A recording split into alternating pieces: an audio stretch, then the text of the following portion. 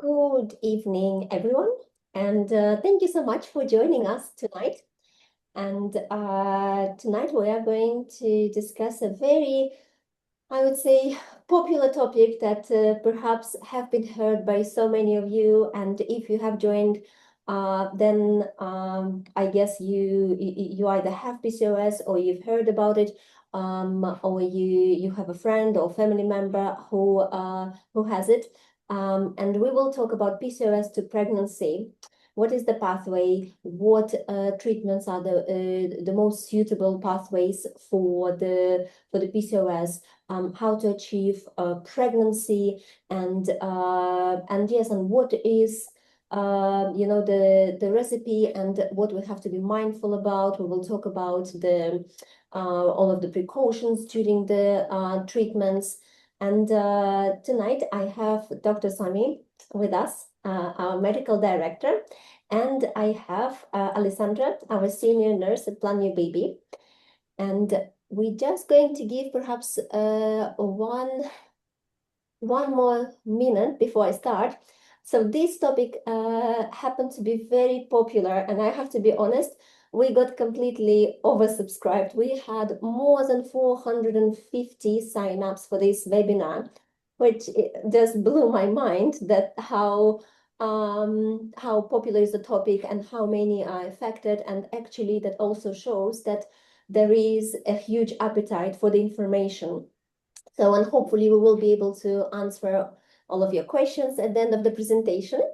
And I would like to encourage you to use the chat. And if you can introduce yourself, your name, where you're dialing from, your questions. And just at the end of the presentation, we will go through your questions.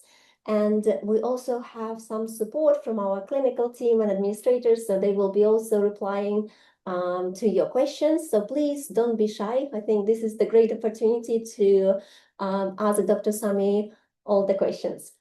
Okay, just because the topic is quite popular, there will be a lot to discuss. So Dr. Sami, I suggest we begin, isn't it? So yes, again, welcome to our webinar. And tonight at Plan Your Baby, we have myself. I'm the founder and CEO of the Plan Your Baby. And also I'm the nurse by the background with close to 15 years of experience. And we have Alessandra with us. She's a senior nurse at Plan Your Baby, and she worked for perhaps the most popular IVF clinics in the UK. And she has also very extensive experience in fertility. So she will be helping Dr. Sami tonight answering the questions. And of course, Dr. Sami, our medical director.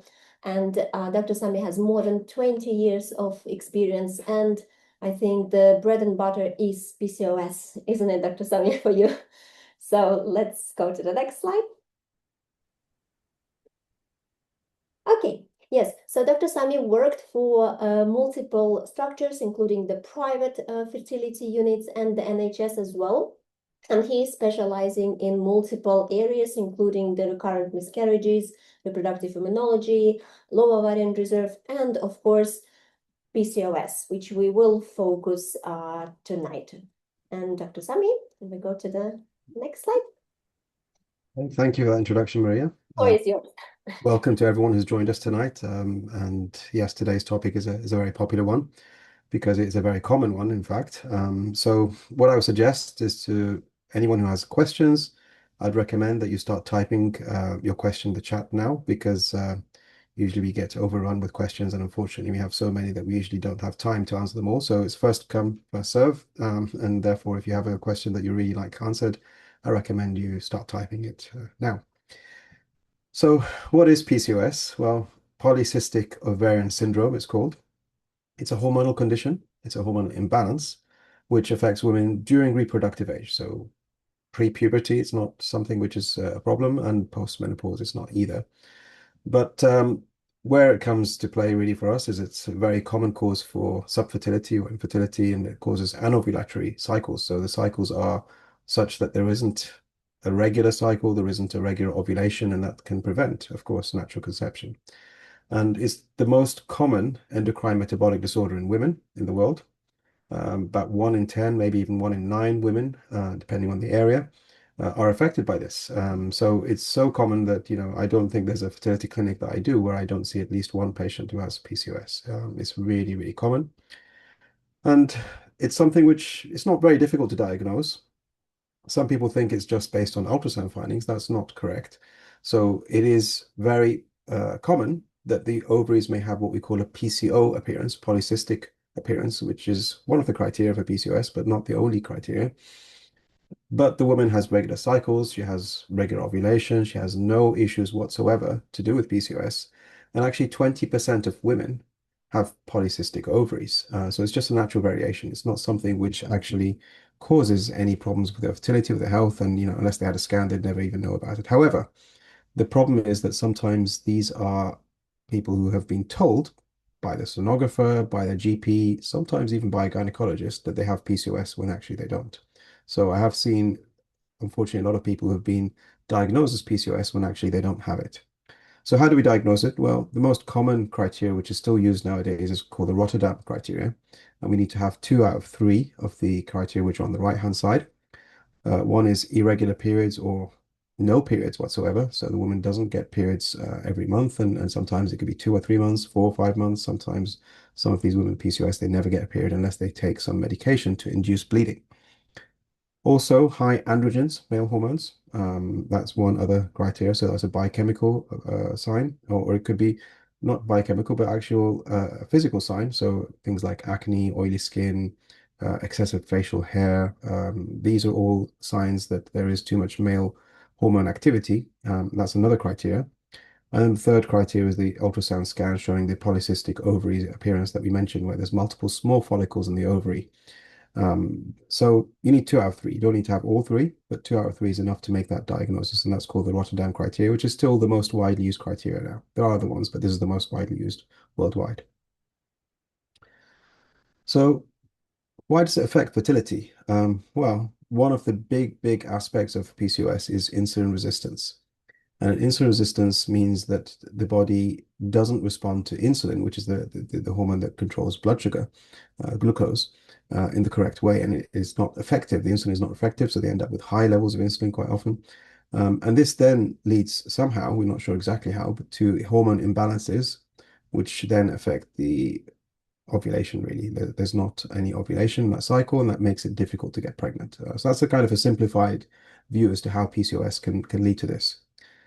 Of course, PCOS has other health effects as well, not just to do with fertility. And quite often there are women with PCOS who have weight gain. So about 60% of women with PCOS have obesity. There's a higher risk of diabetes. We talked about that insulin resistance. So of course, when there's too much insulin resistance, then the pancreas has to put out a lot more insulin, and then it can burn out, eventually leading to type 2 diabetes. So women with PCOS are more at risk of diabetes in the long run. Can affect their mood, their psyche, and also one which sometimes is overlooked is endometrial cancer risk. So when a woman has a monthly bleed, she sheds her lining, and then a new one will grow in its place.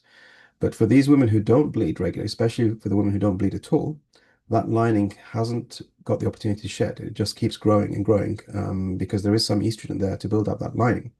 And there's no progesterone, or not enough progesterone, to keep that lining growing in a correct way. And then there can be atypical cells which form, which are precancerous cells, eventually can lead to endometrial cancer. So it's important for any woman who has PCOS and is not bleeding regularly that she speaks to a GP or gynecologist and has some help with this. Either they can take every 3 months some progesterone, like Provera, or other tablets that can bring on the bleed and induce a period, or she can take sometimes, if she's not trying for a baby, like combined contraceptive pill or have a Mirena coil. But it's important not to go more than 3 months without a period, because there is an increased risk of cancer otherwise. Also in pregnancy, it does lead to higher risk in pregnancy as well.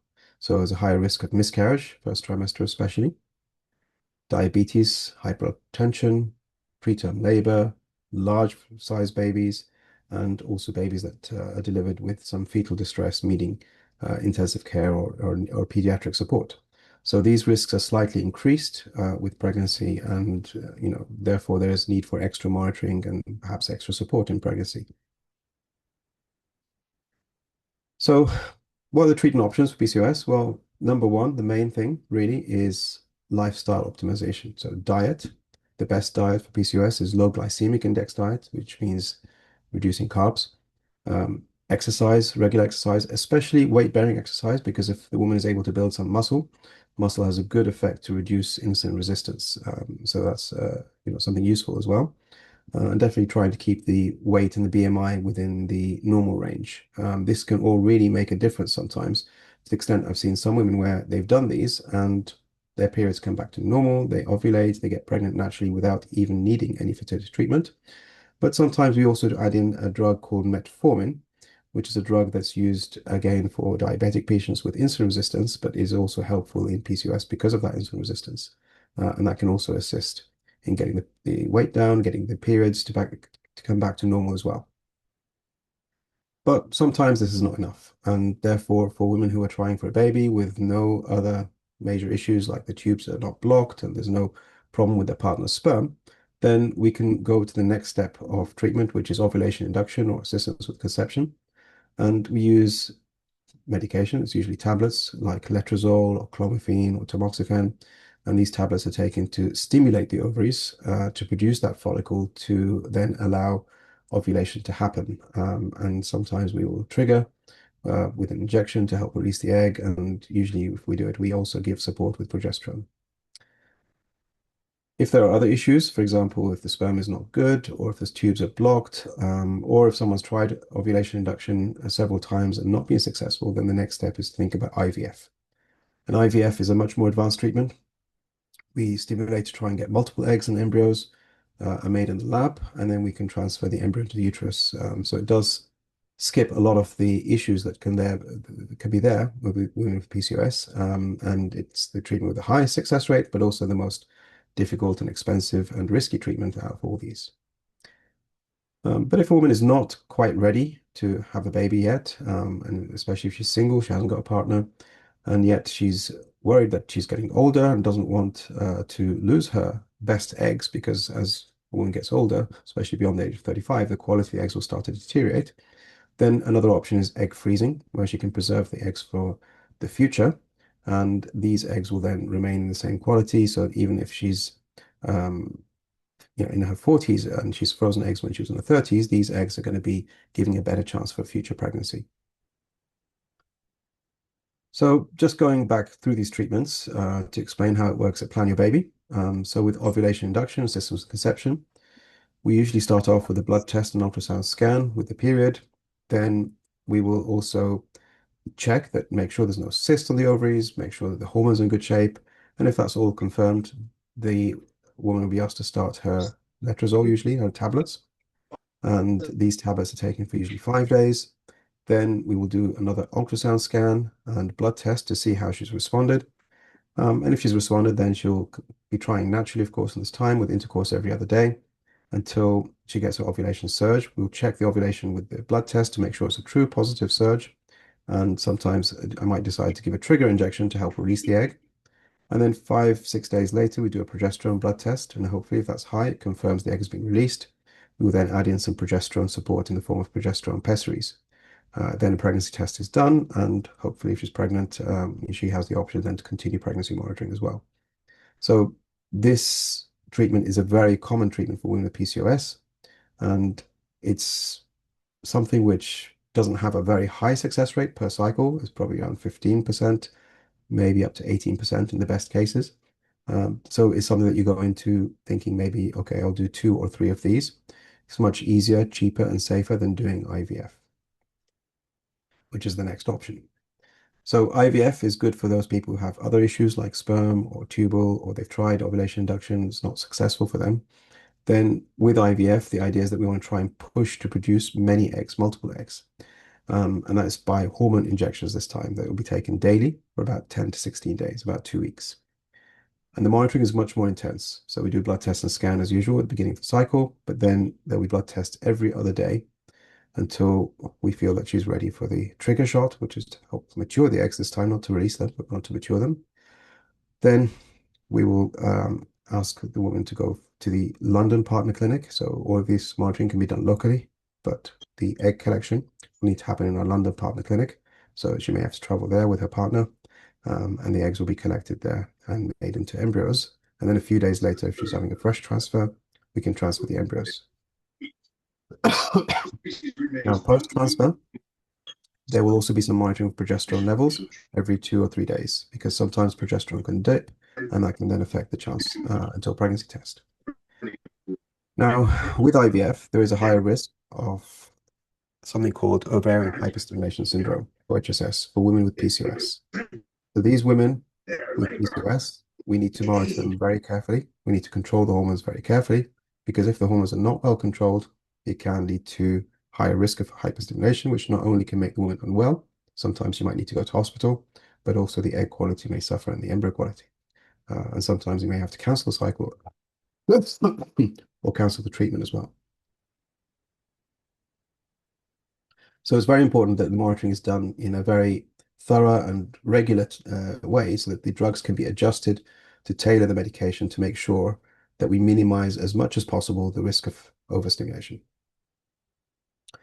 And then post-embryo transfer, we do blood tests because sometimes progesterone can dip, especially after fresh IVF transfer.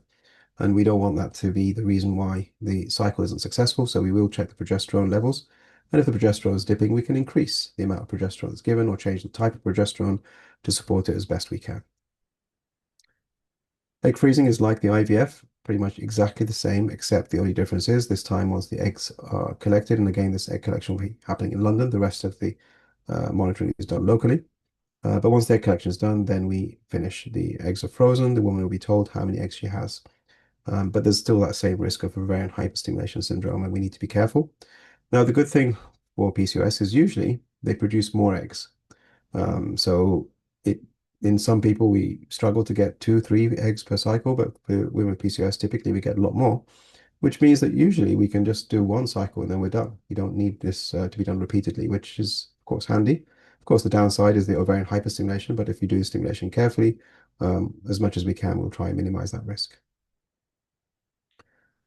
And then if there's a pregnancy confirmed, we did mention that there's slight increase in the risk of miscarriage with women with PCOS. So we do like to monitor, especially the first trimester, very closely. And we do blood tests every other day in the first 2 weeks, every 2 or 3 days. We check the HCG, which is the pregnancy hormone, and the progesterone. And then we do weekly scans from 6 to 12 weeks, or every 10 days, we'll do a scan from 6 to 12 weeks of the progesterone test as well. And if everything looks good at 12 weeks, we can relax because the risk of miscarriage becomes very small at that stage. So I've got a couple of cases just to present tonight of patients that we've had at our clinic recently. So this is a young lady, a 27-year-old lady who had never been pregnant before. She'd been trying to conceive for 10 months, and she had done actually letrozole in a different clinic, but never got pregnant. It wasn't monitored in the same way that we'd monitored. Now, her test showed her AMH was really high, above 150, which is a very high level, which meant that we have to be very careful with this lady with stimulation. We don't want to overstimulate her, which is something easy to happen. An ultrasound showed polycystic ovaries, as we'd expect. The other tests came back fine. We did a microbiome test. We did show some abnormalities, which we treated.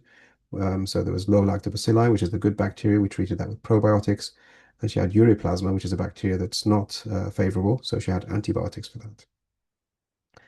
And then she went ahead to do her letrozole treatment. Now, this is quite a typical thing that we want to start with a small dose with letrozole. The minimum dose is 2.5 milligrams and the maximum is 7.5. So I started her on 2.5. She didn't respond. Now, there are many clinicians, if they don't respond, if the patient doesn't respond, they will cancel the whole cycle, wait for a new bleed, and then start again on a higher dose. I don't see the need for that at all. Straight away, we put her back on letrozole, but this time it was on 5 milligram. She didn't respond to that, and then she went for 7.5 milligram. So all this within one same cycle. She responded to 7.5. She had a trigger injection. She had support with progesterone. She was already taking metformin recommended to her, and she got pregnant. And everything went well for her, and she is now currently beyond 20 weeks. So hopefully she should be good. This is another patient, 32 years old, never been pregnant before, PCOS, trying for 3 years to get pregnant. She tried ovulation induction with letrozole, didn't get pregnant. Partner sperm wasn't very good, so she needed to do ICSI. And she did it in a different clinic. She got 10 eggs, but only 3 fertilized with ICSI, which is very low fertilization rate. And they were frozen on day 3 because there was a polyp inside the uterus, so they had to remove it. She then transferred the 3 embryos and didn't get pregnant, and then came to plan your baby. Her AMH was high, but not crazy high like the previous patient, and she had a very high number of antral follicles. So she was started on metformin.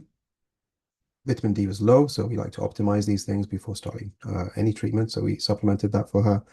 Her microbiome was also slightly abnormal, so she had lower lactobacilli, and she took probiotics, and she had high candida, so she took some canesten for that.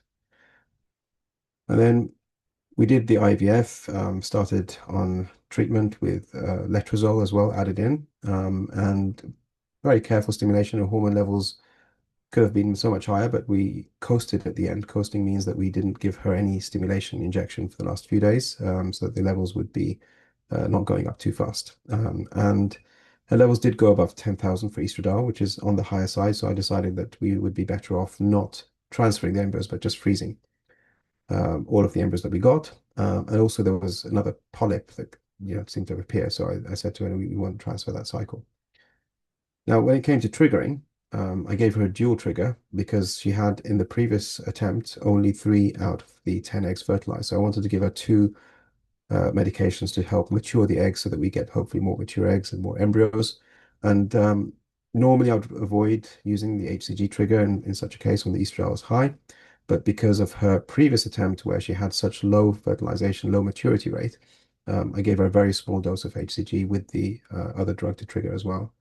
And she actually got good number of eggs, 24 eggs this time, 17 fertilized, and she ended up with 10 embryos, 10 blasts frozen. Now, she did develop, unfortunately, OHSS, and she needed to be hospitalized, but she just settled on conservative treatment. She didn't need any aspiration or anything. She did a hysteroscopy, and then we did an embryo transfer cycle, medicated cycle, transferred 1 of the 10 embryos, and she got pregnant, and now she's again also beyond 20 weeks, so she's doing well. Okay, Maria. Thank you so much, Dr. Sami, for such an insightful presentation. And I can see we already have a lot of questions. So I just would like to explain about Plan Your Baby. So Plan Your Baby is a clinic that actually has more than 450 locations across the country. Now, the reason for that is to help patients to access treatment regardless of your location. So you can be in Wales or Exeter and still have all of the tests done for your treatment at this location and get results on the same day. And regardless either it's IVF or assistance with conception. We also work 7 days a week, and we deliver all of the communication through calls, emails, and even WhatsApp. And medications we deliver to your doorstep to make it more simpler and I would say stress-free during your treatment. And yes, and we have a fantastic supportive nurse and administrators that will be there 7 days a week. And we start from very early and finish very late to make sure that you will get your instructions, all of the questions will be answered.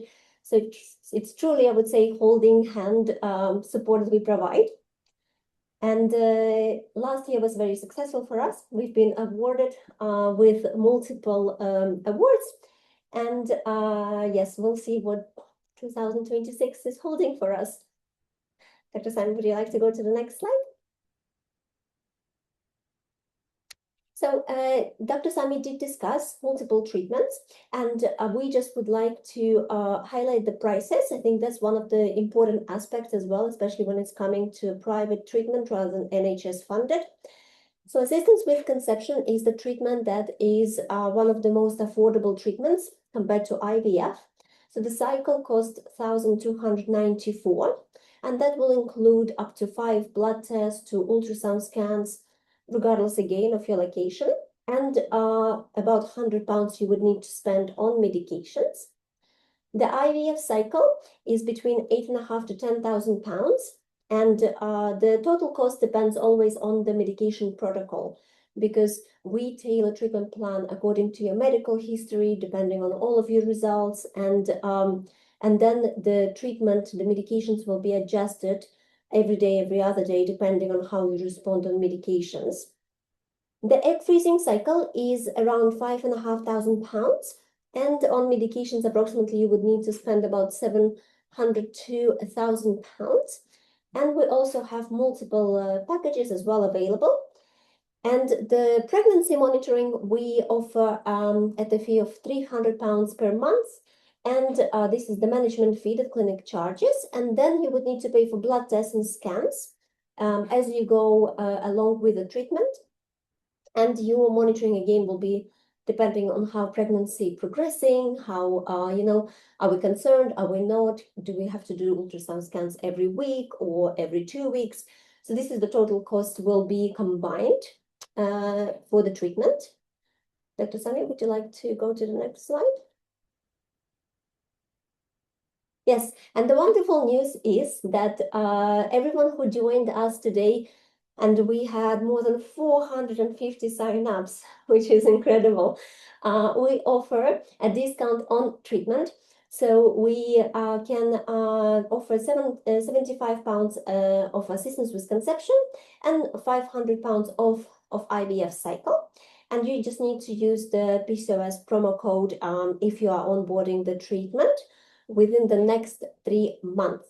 So the first step is, if you would like to unlock the discount, please contact us, and you would need to arrange an initial consultation with Dr. Sami to discuss your personalized plan, make a treatment plan, and then, and then based on that, you can start. Dr. Sami, next slide. Okay. So yes, you can grab the QR code if you would like to leave a feedback and if you would like to share your experience during this webinar, and if you enjoyed it, if it was insightful or not. So please let us know. And I think we will move towards the questions, because I can see we have over 100 questions, Dr. Sami. I can't promise we're going to go through all of them, but what we will do, we absolutely do our best, and we will try to answer as many as possible. And if you feel that we have not answered your question, please feel free to email us. You have our email address just right there, and you also can WhatsApp us, and then we will follow up with you. So, Dr. Sami, let's begin. I'll read the first question, and then I'll ask Alessandra to help me as well. Yeah. So I've got one ready if you wish, Maria. Yeah. Okay. This is from Fatima. Is lean PCOS treated in the same way as other PCOS variants? I've been put on metformin, different contraceptive, but nothing restored my cycle. My period have not been irregular, rather absent. Okay, yeah, so this is one misconception that the people who have PCOS are obese, and actually it's not true. And there are different subtypes. So, there are many ways that you can classify PCOS, and some have divided into 4 different PCOS, and lean PCOS is one of them. And yes, it can still be quite severe PCOS, even if the woman isn't obese, and sometimes they can be quite lean, in fact. Wouldn't necessarily say that there's a very different way to treat. So still metformin may be useful because there can still be an element of insulin resistance, and especially when we come to stimulate. So if we are doing, for example, ovulation induction or even IVF treatment, even for such women who have no diabetes, who have no obesity, there can be benefit from taking the metformin. It can reduce the risk of ovarian stimulation, hyperstimulation, and it can help also the response to things like letrozole or Clomid or the IVF stimulation injections as well. So not necessarily a different way to approach. I mean, each woman has their own issues and hormone balances and things that we need to address, but just because it's lean PCOS doesn't mean there's a completely different way that we would treat her. Thank you so much, Dr. Sami. Another question. I'm taking letrozole 2.5 milligram treatment, and lady has PCOS and not getting periods without any medication. Dr. Sami, could you please comment on this? So she's taking letrozole for ovulation induction. During the treatment, yes. Okay. Well, I mean, if this is working, if it's making her have an ovulation and she's getting a period, within the month, then this is this is good. She'll need to try naturally, of course. But ultimately, if she's not getting pregnant after 5 or 6 cycles of ovulation induction, then perhaps we need to look into why. Is there some other factor? Is it something that we've missed? Or even if there isn't, sometimes it's still unexplained. We still could benefit from moving to IVF, which bypasses many other factors and gives us a lot more control over hormones, over what happens in the cycle. So yes, letrozole is a very good place to start, but if you've done 5 or 6 cycles and not had any success, even if you're having regular ovulation and that's confirmed, I think it's time to move on. Thank you so much. But Alessandra, maybe I can ask next question. We do have a lot of questions, Dr. Sami, about Mounjaro. Yeah. If you could comment, please. So one of the ladies, so actually a few of them, so they've been taking Mounjaro and then it has made periods become regular. And then the lady got pregnant for the first time, but very sadly had miscarriage. Okay, so yeah, Mounjaro is the GLP-1 agonist, a very big topic nowadays, and we have actually done Plan Your Baby Instagram. You can see our videos that we've done on it, and we even did a whole webinar on it a few months back. So it's quite a topical one, and yes, this is a very effective treatment for weight loss, which is why it's so popular. And it is actually, initially it wasn't even a weight loss drug. It was designed for diabetes. So again, similar to metformin, which is a diabetic drug, it may help with the hormone imbalances in women with PCOS, and the weight loss itself, like I mentioned at the beginning, just losing the weight in itself can lead to cycles becoming regular, ovulation happening on a regular basis, and women getting pregnant. So it could be a combination of the two, weight loss and the diabetic treatment, which is helping with this pregnancy to occur. However, because it's quite a new drug, we're not totally confident how safe it is for early pregnancy, and it's a drug which has a long half-life. It lasts for up to 2 months. So what we recommend currently is that you stop taking Mounjaro for 2 months before you start trying to conceive. It's not recommended to conceive whilst you're on Mounjaro. So you can use it, try and lose the weight, then maybe switch to metformin, and then you can try and get pregnant. Thank you so much, Dr. Sami. Alessandra, would you like to take the next question? Yes. Is it safe to use metformin during letrozole treatment? Yes, it's definitely safe, and sometimes I would recommend it because it may augment the response to letrozole. So I've seen before where a woman didn't respond to letrozole, and then with metformin together with letrozole, she actually did respond better. So definitely, it's a good pairing to make sometimes. Thank you. And I've got another one from Henrietta. I'm 26 years old, healthy woman with PCOS. I've had a full egg collection of 100 eggs, and only 5 was mature and 1 embryo created. My eggs are damaged already. What would help? Oh dear. Yeah, it's a bit of a sad situation. 100 eggs and very few mature. I think this comes back to what I was saying earlier, is that women with PCOS, especially when it's quite severe PCOS, they are the most tricky women to do IVF stimulation for, because you have one extreme where you push a little bit too hard, and then you end up with the overstimulation. The woman can become very unwell, sometimes needing to even to go to hospital. But then sometimes if you're afraid of pushing too hard, then you go too gently. And then too gently means that you get very few eggs, immature eggs, and that's the other side of it. So striking the right balance is difficult, especially if you're not monitoring closely. So with PCOS, there's extreme need to be following closely what's happening with the hormone levels with the scans. You need to do every other day. In the last few days, maybe even every day blood test. So you can see what's happening with the levels and then adjust and tailor the medication. Maybe you skip medication for a day or two, let the levels settle down, maybe top up a tiny bit. This kind of manipulation is key to getting the best outcome possible. And I've seen such a patient before where they've been told, unfortunately, that their eggs are bad, even though she's very young. This woman is really young. And they're told it's their fault, it's their eggs, they're not good quality, whatever. Eggs are damaged, as she said. It's not true. The reality is that they just didn't manage to stimulate her in the correct way. And then this same patient who was told like this, she did so much better in a different clinic with much more monitoring, with much more attention to detail. She got fantastic embryos. She got pregnant, not once, but twice or three times, and had babies. So definitely, disproved the fact that the eggs were bad. That's just not really what I would believe. I think it's more that it's a difficult stimulation, and perhaps the clinic found it hard to manage her. Thank you so much, Dr. Samit. And I think it's such an important question because I guess actually many of us been in this situation, having immature eggs. Another question, Dr. Samit, what is your view on myo-inositol? Because it's very, very popular supplement. How can it help? Yeah, it's a good supplement. I mean, myo-inositol, there's quite a bit of research which says that this supplement is just it's something you can get over the counter, even you don't need a prescription like metformin. So you can just buy it online or from pharmacies without a prescription. And you take it daily, and there's quite a good amount of evidence that says that it can help somewhat with PCOS. Do I think it's a very strong treatment? Do I think it's even as good as metformin? No. But it's something additional to take. And certainly for women with severe PCOS, I would recommend myo-inositol and coenzyme Q10 to be taken daily. Thank you. Alessandra, would you like to ask the next question?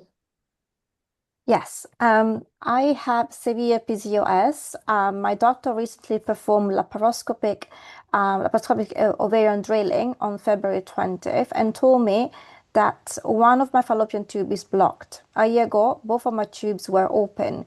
Could this be a side effect of the surgery? I've been trying for a baby for 4 years and I'm 37 years old. It's possible. It's not for sure. Sometimes when you have surgery, there can be some inflammation, bleeding, and it can lead to tubes getting blocked. Tubes are very thin, flimsy structures, so any type of inflammation can lead to them sticking together and then getting blocked. But also, when you have a test for the tubal blockage, sometimes the tube actually itself can spasm. So it may not be a true blockage, and I've seen this before where women have been told that they have one tube which is blocked, and then maybe a few years later they do another test and both tubes are open. So, it's not for sure that the tube is blocked, but it is possible. It's linked to the operation, but it could be also other things. Thank you so much, Dr. Sami.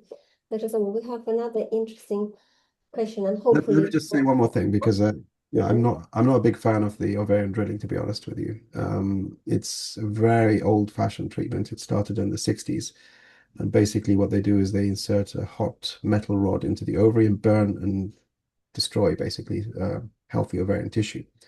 And okay, in those days, there wasn't really much in terms of IVF treatment. It didn't exist, in fact, in those days, and it was easier and cheaper than doing anything else really for these patients. So it did stick around and for a while. Unfortunately, it's still done in this day and age. I don't think it should be because I've also seen the downside of this where it can cause, it's an operation with risks, first of all, and one of the risks is also you can really deplete the ovarian reserve.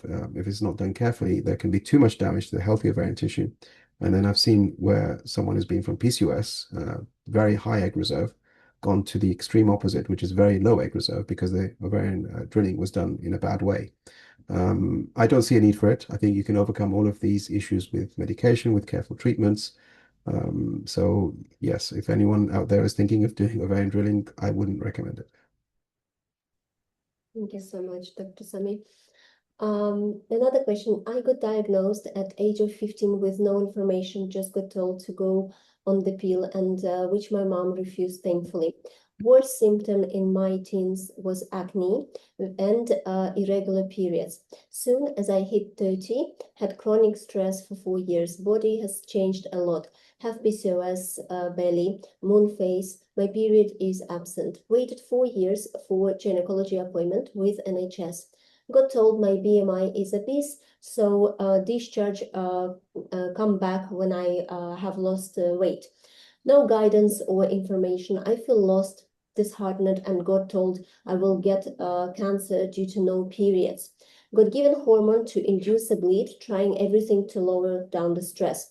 Why is there hardly any support for PCOS? I got told I have a window of 2 years to have a baby, but fertility and gynecology won't work with me due to high BMI. And BMI has not changed in the last 5 years. And her gynecologist said that after age of 35, she won't be able to have children. Oh, this is very sad. So yes, I mean, first of all, it took a long time for her to even get to gynecology, 4 years. That's very unacceptable. And then it doesn't look like she was given any support and just told, lose weight and come back. Yes, I mean, she was rightly told that there was a risk for endometrial cancer. She needs to bleed, which I think is good that they gave her that information. Sometimes that's even missed out. But it's very upsetting that women who should be given more advice, more support, aren't. But this is fortunately how it is with the NHS. There is low priority for such cases, for fertility and for women's issues. It's not one of the more top priority conditions that they focus on. And there's delay in treatment, there's delay in diagnosis. Now, it doesn't mean that if after 35 she's not going to be able to get pregnant, have baby. I definitely don't agree with that. But of course, it does start to become more difficult. And yes, if she's ready to have a family, ideally she start now. Private sector is different. So in private sector, you will be seen very quickly. You'll have some treatment offered to you, even if your BMI is above 30. Of course, if it's extreme BMI, then that may be a different issue because of safety concerns. But for BMI, up to 40, it's still possible that you could go for treatment in the private sector and not need to wait before the BMI is lowered. Because this is one of the vicious cycle problems, is that you try and you're told to go away, lose weight. You can't lose weight because of the PCOS. Then you go back to them, they say, go away, lose weight, and you just never get anywhere. Weight loss injections, we did mention about Manjaro and other weight loss injections which are out there, can be useful sometimes to help get the weight off. And then once the weight is off, you can then maybe find if your period comes regularly, you can try naturally. If it doesn't, then is the time to go for fertility treatment. Because yes, ideally, if your weight is down, you do have higher success rates and lower risks in treatment and lower risks in pregnancy as well. So that would be the ideal. So perhaps you can ask the GP and see if they can assist you with weight loss injections, or you may look towards the private sector where things can happen much more quickly. Thank you so much, Dr. Sami. Also, there are a few questions, Dr. Sami, about minoxidil and PCOS. Okay, so yeah, we did mention that minoxidil is a good option, I think, for severe PCOS especially. I would recommend it along with CoQ10. Okay, thank you. Dr. Sami, we are still trying to, go Yeah. down to the list, but Let's I go. promise to everyone that if we have not answered your question, don't worry, we will try to do it in a private matter. So Dr. Sami, I was previously on a birth control pill called Yasmin, which is very, very popular, and stopped after 15 months in July 2025. I usually have the withdrawal bleeding. Then I had a normal period in August 2025, but haven't had my period for 8 months. I was diagnosed with PCOS last month. I have an appointment next week with my gynecologist. I'm 33 and trying to conceive. And what would you advise in this situation?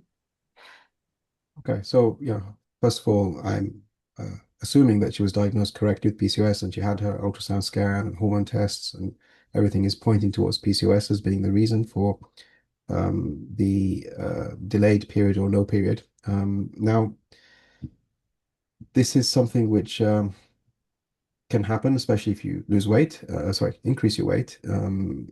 Whilst on the pill, sometimes that can happen where the weight can go up, and then when you stop the pill, you were having periods regularly before, but then it stopped because the weight went up. So I don't know if this applies for this woman, but this is something I've seen for a lot of people. Now, if she's looking to try and get pregnant, first step is, if she's increased weight, she should try and reduce the weight. She should have healthy diet, exercise, like we mentioned before. The remaining fertility tests need to be done as well. Things like checking the sperm and making sure the hormones are done, and ultrasound scan. And if that all looks good, then she will be able to do ovulation induction as the first step. So maybe that's something to discuss with the gynecologist, further testing for fertility to look and see if ovulation induction can happen, because ovulation induction with something like letrozole can then make that ovulation happen and the period will come, or hopefully it doesn't come if she gets pregnant, and solve the issue that she's having where she's not ovulating each month. Thank you, Dr. Sami. Dr. Sami, I'm very eager to ask you one question, and let's go just right to the beginning and roots. So what is the cause of PCOS? I haven't yet seen the definitive statement regarding this within literature. Often people are told PCOS is brought on by obesity, but PCOS causes the obesity itself due to the hormone imbalances brought on by insulin resistance. But what causes then the insulin resistance to begin with? So it's, and also not all women who have PCOS are obese, which is of course true, and there are different types of PCOS. So could you please comment on this? Yeah, it's a good question, actually. So yeah, what is the cause of PCOS? We don't know. Quite likely there's some genetic component because what we see is certain ethnicities, it is much more common than others. So that kind of points towards a genetic component, although it could also be environmental or dietary. But I think quite likely there's a genetic component, and it's not caused by obesity. So just being obese doesn't make your ovaries become polycystic, definitely not. But of course, if you have PCOS, then that can increase the chance of being obese, although not for sure, like we mentioned before. And the insulin resistance, why it happens, it is hormone imbalance. So part of it, the two parts of PCOS are, one is insulin resistance, one is high androgens, male hormones are very high. And that in itself is a bit of a vicious cycle. So the high androgens can also then cause the insulin resistance to get worse. But what caused that, the other, we don't know. It's like the chicken and the egg. So we don't fully understand what causes some women to have PCOS compared to others. But it's probably something genetic, which leads to some element of high androgens, high male hormones, and insulin resistance. And then that leads to the whole cascade of these other hormonal manifestations that we see. But you can't make yourself have PCOS. So if you get obese or whatever, that's not going to make you have PCOS, no. But what I've seen sometimes that people think is obesity that causes it is like what we mentioned before, is she already has a mild degree of PCOS. She then gains weight for whatever reason, and then she gets diagnosed with PCOS later in her life after she's gained weight. But it's just the PCOS gets worse as the weight increases. But that's not the reason for her to have PCOS. She always had it. Thank you so much, Dr. Sami. Got another question. I have a PCOS and hypothyroid, but my period happened every month, and I'm trying to conceive, but didn't conceive a baby. I'm 28 years old. Well, there is a link between PCOS and other endocrine issues. So one is the thyroid, hypothyroid especially. There's definitely a link. And the other is prolactin, which is a hormone when elevated can also reduce ovulation and have other implications for female hormones.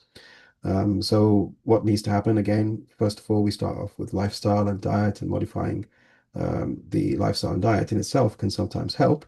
But if the thyroid is abnormal, then that's easy to fix. There's a replacement hormone. It's just a daily tablet that you take called thyroxine, levothyroxine, will be correcting that quite easily. And within a few months, that should be kind of under control.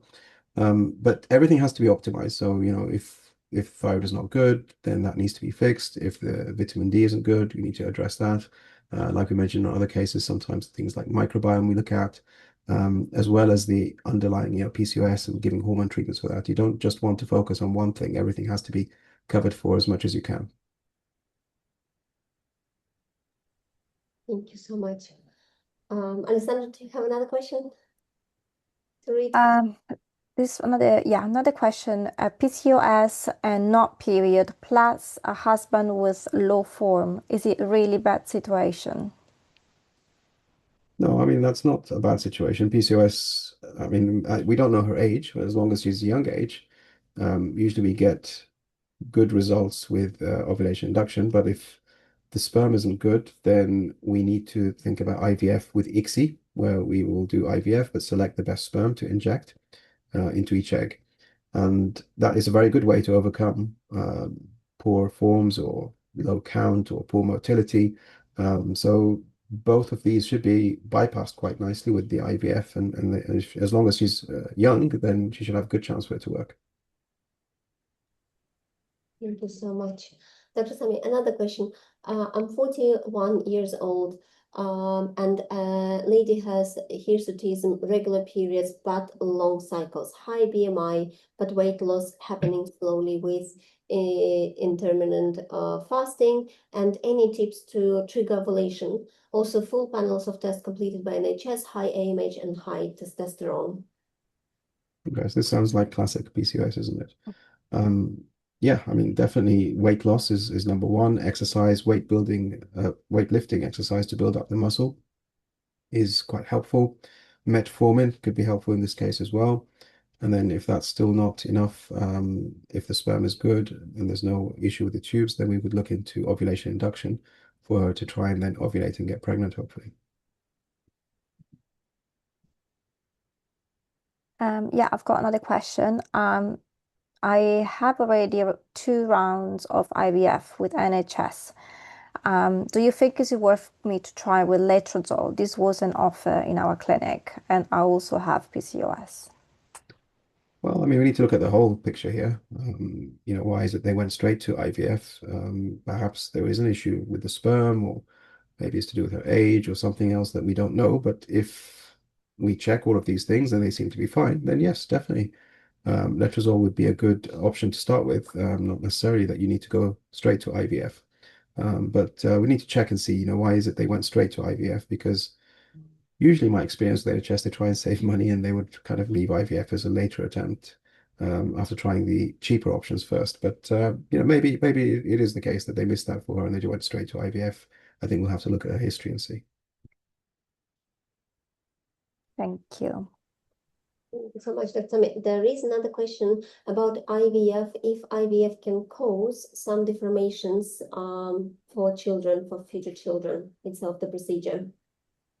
So this is something which was discussed a lot at the beginning, early days of IVF. It was quite a scary idea that we were making embryos in the lab and then putting them back inside a woman for her to then get pregnant and have a baby. Of course, IVF, it was 1978 it started. This is a long time now. We've done so many IVF cycles, across the world. The US is the biggest IVF consumer in the whole world, and the US, they do hundreds of thousands of cycles each year. And thankfully, we are seeing that the babies are mostly healthy. Of course, even with natural pregnancy, sadly, there can be congenital abnormalities. And the background risk of congenital abnormality for a natural pregnancy is around 4%, which is actually higher than what people think. But with IVF, it's not much higher unless you do ICSI, where it would go up to 5.5%. So it's a slight increase from 4% to 5.5%. And we're not sure, is it because the ICSI, where we inject the sperm inside the egg, that's not a natural way to fertilize the egg, is that what's causing the higher rate of abnormality? Or is it because men who have poor sperm, who are usually men who do ICSI, are more likely to have genetic factors that can lead to these abnormalities? We're not still sure which one it is. Thank you so much, Dr. Sami. So, Dr. Sami, in terms of the difference, so for PCOS patients, at what stage IVF then is a better option rather than natural like ovulation induction? Well, if there are underlying factors that mean that the ovulation induction is not likely to work, and the most common would be something to do with the sperm quality, or if there is an issue with the tubes, then IVF isn't likely to be successful with ovulation induction. And ovulation induction is not likely to be successful, and IVF would be the more successful treatment, and therefore we would not bother with ovulation induction because better to go with IVF straight away. But also sometimes there are women who've tried the ovulation induction and it hasn't worked out for them, unfortunately. Even if they've tried many times, sometimes 6 times, sometimes I've seen women who've tried even more than that. 12 times I've seen people try ovulation induction. Then there comes a point where we have to feel, okay, this isn't probably the only issue because she is ovulating now, she is trying. Everything seems to be okay by the book, but pregnancy isn't happening. There's something else perhaps going on that we're missing. And IVF bypasses many steps involved in conception that sometimes we're not even sure what's going on, but we can jump ahead and still get a good result. So yes, definitely that's another big group of people where they've tried ovulation induction several times and didn't work out, and therefore they needed to do IVF. And they still have a good chance with IVF when they do it. Thank you so much, Dr. Sami. And Dr. Sami, just as well, coming back to this question, how high is the risk that for ovulation induction, like medications, what we use, letrozole, will not work, and then the consideration to IVF would come? Well, most of the time, I'd say at least 90% of the time, we get the ovulation induction to work, meaning that the woman will ovulate. It may not be with the first dose, like I mentioned in the case study. Sometimes you need to up the dose until you find the right dose to get the right effect. But we always like to start with smaller dose because we don't want too many follicles to grow. Too many follicles is going to increase the risk of hyperstimulation, but also increase the risk that the cycle may have to be cancelled if we get too many follicles. We don't want multiple pregnancy. So we start with small dose, we build up, and normally, it might take a few of the rounds, but we will get the right dose and she'll be able to ovulate. However, just ovulating, of course, doesn't mean that you are going to have a baby and get pregnant, unfortunately. And usually, with studies, what they've shown is that for the right patient, 6 cycles of letrozole, it's about 59% of women who will get pregnant and be successful with it, which is quite a good percentage, for over 6 cycles. Of course, unfortunately, it's not 100%, but no treatment is 100%. But certainly because the ovulation induction is easier and cheaper and safer than IVF, is something to start with in the right patient. Thank you so much, Dr. Sami. And Dr. Sami, I remember, well, I also do have PCOS. I'm on the other side of the fence. I did have acne, underweight, and yes, and very, very high AMH. And I remember when I was going through my stimulation, and that was in a different country and not with Plan Your Baby, I had about 50 follicles, but only half eggs were retrieved. Could you comment on this, what it would be related to for those who have PCOS, why we get less eggs? We discussed less number of matured eggs, but why do we get less eggs per number of follicles? Yeah, so it's a tricky one because when you have so many follicles, each of these follicles produces some estrogen, estradiol, and then this leads to a higher risk of ovarian hyperstimulation. So the doctor who is managing will be very worried because nobody wants their patient to become unwell and need to go to hospital. And especially if the monitoring isn't done closely, sometimes maybe it's a good thing. The doctor will err on the side of caution and reduce the treatment doses to minimize the risk as much as they can. But the downside of that is that the eggs don't mature as well, and you get fewer eggs. And it's so disappointing. I've seen it before where patients who have 40 follicles to start with, they end up with 2 eggs, where her egg reserve is so good and she should have gotten 20 eggs or something like that. But it's just because they were worried of the hyperstimulation. They weren't monitoring her. So they just gave her minimal doses and said, okay, whatever happens, happens. The better approach is to monitor very closely, to adjust the medication carefully, to keep an eye on the hormones, to use some tricks like coasting. And then sometimes, if there's a history of immature eggs, you will want to give a dual trigger like I gave in the second case study. 2 drugs can help mature the eggs and give more eggs and embryos. So I feel sorry for these women who've been through the treatment and they had quite a poor outcome. And then I think it's bad that sometimes they are blamed and it's told, oh, it's your eggs, it's your hormones, it's this, it's that. And they put the blame on the woman herself, when actually perhaps with a bit more care and attention or a different technique or a different approach, the outcome could have been a lot better. I think it's really sad that happens. Thank you so much, Dr. Sami. I know this topic is very, very, broad, and we can touch it from so many different angles, starting from just, management of the condition to different type of treatments, the weight loss and everything. So yes, and it's really affecting so many of us with absolutely, a long list of symptoms, and it can affect the lifestyle. And like one of the ladies said, she was very overstressed as well, because those symptoms are definitely not nice and can be lifelong. Yes, so we will come back to everyone who we didn't manage to answer the questions, and we will have the recording of this webinar as well. So if you wish to watch it again, we will send you the link, perhaps in a day or two. And I just want to thank Dr. Sami and Alessandra for tonight. And hopefully we did manage to help so many who joined us tonight. And yes, and I hope you enjoyed the webinar, and get back to us, ask your questions. You have our email and the website. You can also ping us the message on the WhatsApp.